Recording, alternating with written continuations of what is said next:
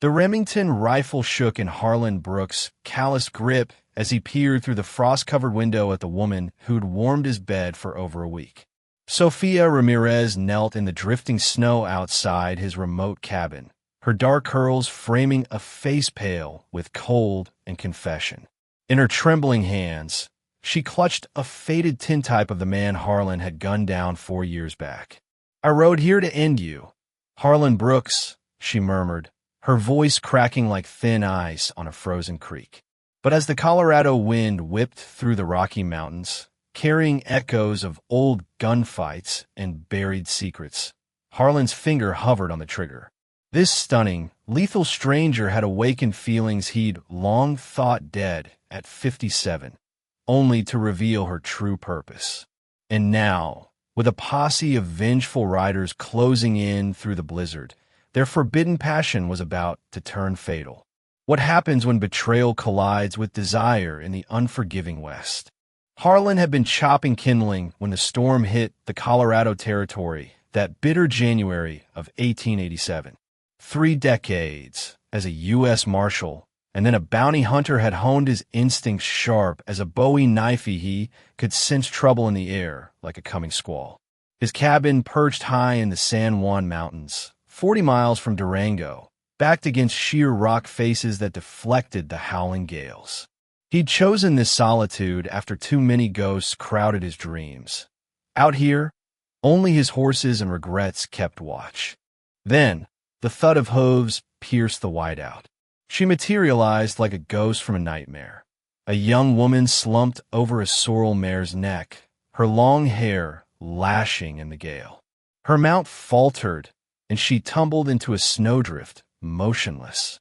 Harlan paused, his years chasing fugitives breeding wariness deeper than habit. Pretty faces often hid deadly traps, but her skin was turning blue, her breath's shallow rasps. Blizzard or not, she'd be dead by nightfall. He hauled her inside, her weight light as a fawn in his arms. Her attire whispered contradictions. A silk blouse under a man's oilskin coat, riding boots supple as kid leather-no ranch hand's gear. Yet her palms showed faint scars, hints of toil that didn't match the finery. Harlan stoked the fire, brewed strong coffee, and when he turned, hazel eyes met his sharp as a hawk's, with a trace of Mexican heritage in her olive skin. "Where the hell am I?" she demanded, her accent soft from the New Mexico borderlands.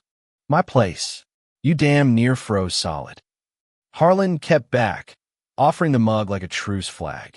Their fingers grazed, and even chilled, her touch sparked something forgotten in his grizzled frame. "I'm Sophia," she said, sipping. "Was heading to Denver for a job seamstress. Boss and Taos went bust." Lies slipped easy from most tongues, but Sophia faltered just enough for Harlan to note it. Her blouse alone cost more than a cowpoke's monthly wage.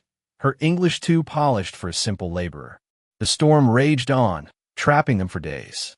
Sophia pulled her weight, frying biscuits, patching gear, even helping tend a small herd in the barn.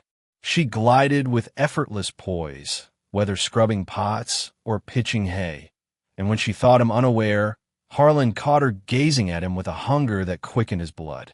"You've taken lives," she observed on the 4th night, firelight dancing on the jagged scar across his jaw. "A few." Harlan stared into the flames. "How many?" He weighed a fib. 27. Sophia nodded, unflinching. "Regret it. Every single one." The truth surprised him. He seldom voiced it. She shifted nearer on the rough-hewn bench, her knee brushing his. What if they had it coming? Robbed folks, ruined families, left kids fatherless. Her tone held raw edges like fresh grief. Harlan eyed her silhouette. "Sounds like you got a stake in it." Sophia's chin lifted. "Everything's personal in these parts." That evening, as they mended a corral fence battered by wind, Harlan couldn't ignore the sway of her hips, the elegant line of her throat as she worked. 40 years her senior, scarred and weatherred, had no right eyeing her like that. But when their gazes locked in the lantern glow, he saw his own forbidden longing mirrored back, a spark that made his hands unsteady as a greenhorn's first draw. "Sophia," he growled, and the way she said his name in return nearly undid him. "You ought to rest. Storm might lift soon." She held his stare. "What if I hope it don't?" The words lingered like gunpowder smoke. Harlan turned away, but her hand seized his sleeve, her warmth searing through wool. "I'm done with pretending." Up close, her eyes gleamed with flecks of gold, her breath mingling with his. "You got no idea what you're stirring." "I know damn well," she whispered. "Question is, you man enough to face it?" Harlan Brooks had stared down Comanche raiders and border outlaws, but Sophia Ramirez scared him bone deep.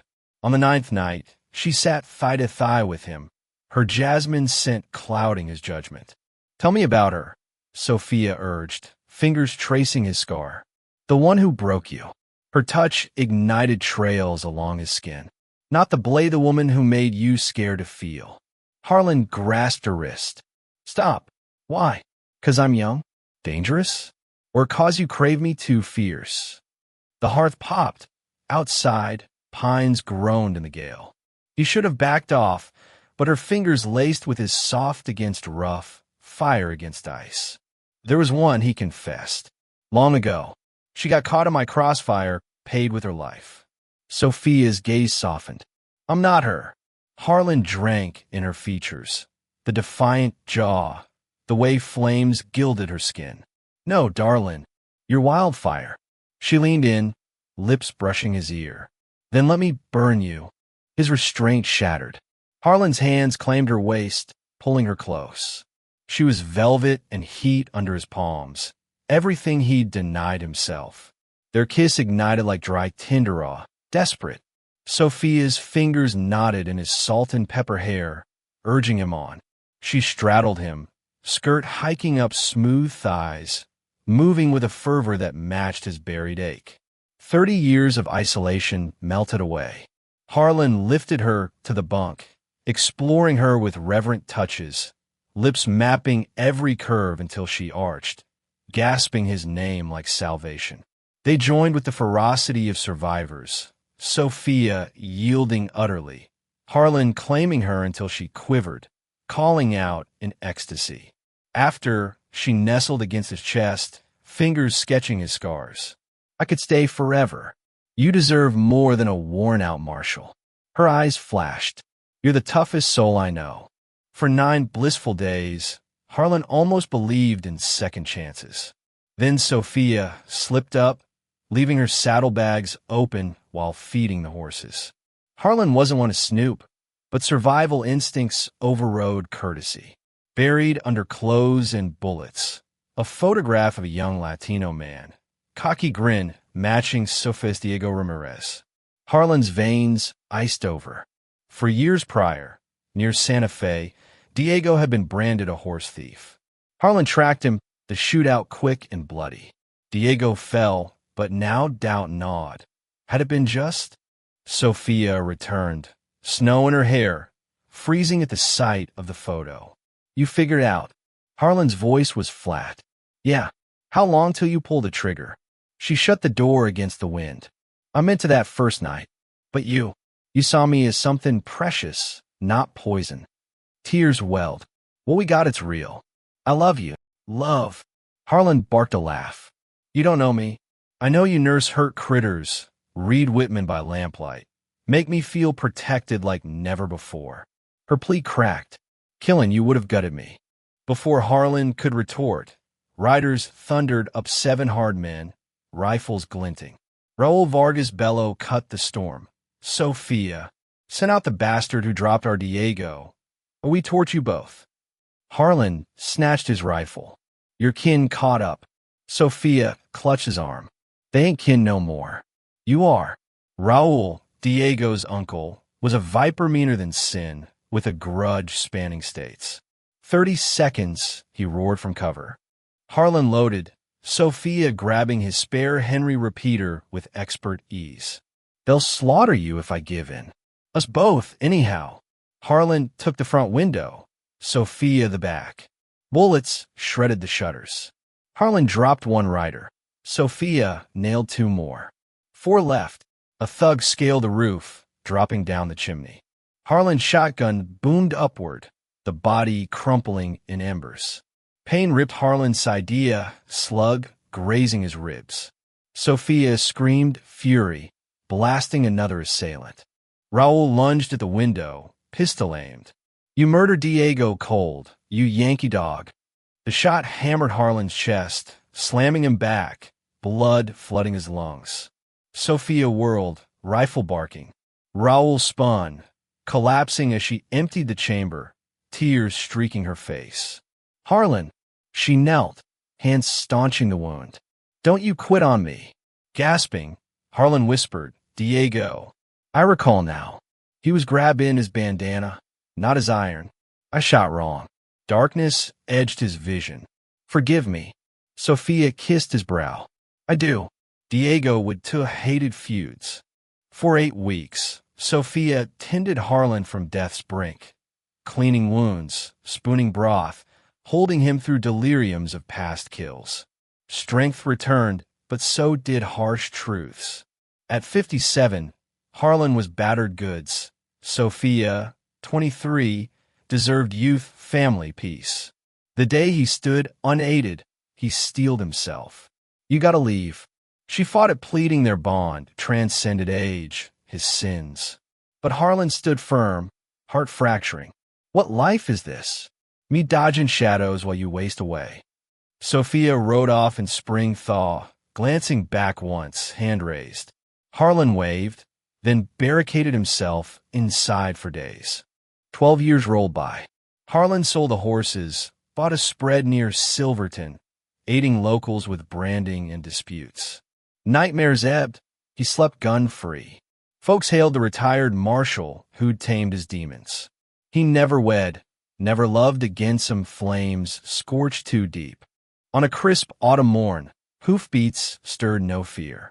Harlan glanced up from fence work. A woman dismounted a bay gelding, moving with that same fluid grace.